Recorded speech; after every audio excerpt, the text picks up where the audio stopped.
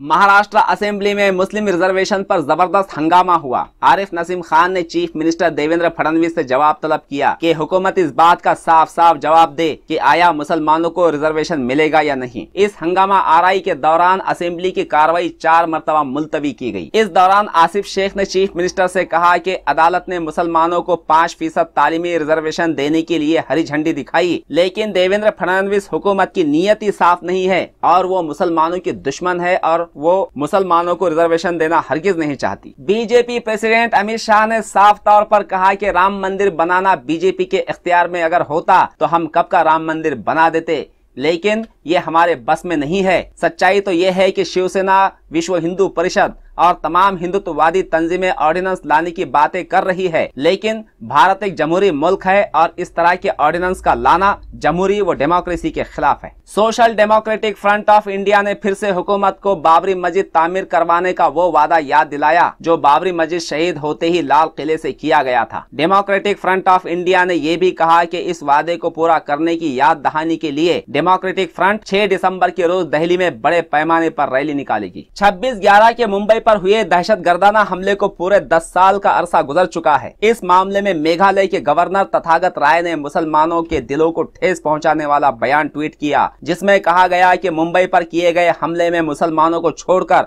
सभी बेकसूरों को मौत के घाट उतारा गया था। उनके इस ट्वीट पर कई लीडरों ने ऐतराज किया और उनकी नाराजगी पर गवर्नर ने फिर से ट्वीट करते हुए माफी मांगी और कहा कि इस हमले में मुसलमान भी मारे गए थे। गुजरात में ऑनलाइन एडवर्टाइजमेंट और सरमायाकारी का झांसा देकर 260 करोड़ का घपला करने वाले मुलजिम और पूरे रैकेट के मास्टरमाइंड विनय शाह को नेपाल की पुलिस ने गिरफ्तार किया है। इसके कब्जे से बड़े पैमाने पर डॉलर्स और रुपयों की शक्ल में करेंसी को जब्त किया गया। बताया जा रहा है कि ये शख्स बीजेपी के लीडरों का बड़ा गहरा दोस्त है। बीजेपी के हाथों हर कदम पर रुसवा होने का इंतकाम लेने की खातिर शिवसेना की तरफ से राम मंदिर का मुद्दा हाईजैक किए जाने पर पहले ही से मुसीबत में आई बीजेपी पर एक और बड़ी मुसीबत कयामत बनकर टूट पड़ी। खुद बीजेपी ही की लीडर उमा भारती ने अपनी ही पार्टी से बगावत की और कहा कि मैं राम मंदिर मामले में बीजेपी के साथ हरगिज नहीं हूं, बल्कि शिवसेना और शिवसेना चीफ उद्धव ठाकरे के साथ हूं। अपने चौंका देने वाले बयानों की वजह से सुर्खियों में रहने वाले आरपीआई लीडर रामदास अठौले ने कहा कि इनकी पार्टी अयोध्या में न राम मंदिर चाहती है और न मस्जिद चाहती है, बल्कि अयोध्या में एक ऐसा तालीमी इदारा कायम किया जाए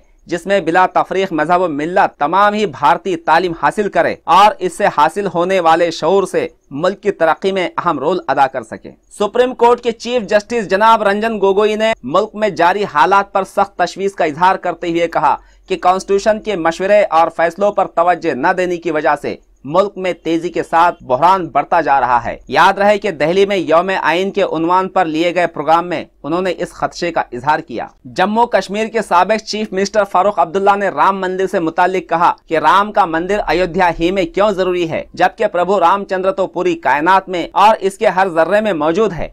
फिर क्या जरूरी है कि उनका मंदिर अयोध्या ही में हो। उनके इस बयान से एक नया तनाजा खड़े होने का इम्कान नजर आ रहा है। औरंगाबाद में मासूम लोगों की सेहत और जिंदगी से घिनौना खिलवाड़ किए जाने का एक मामला बेनकाब हुआ है। मरीजों को एसिडिटी पर दी जाने वाली रेनिटाइड दवा के इंजेक्शंस में काले रंग की दीमक पाई गई है। बताया जा रहा है कि ये वाकया घाटी का है और घाटी हॉस्पिटल में टोटल 70,000 इंजेक्शंस नाकारा होकर रह गए हैं और इसकी इंक्वायरी शुरू हो चुकी है।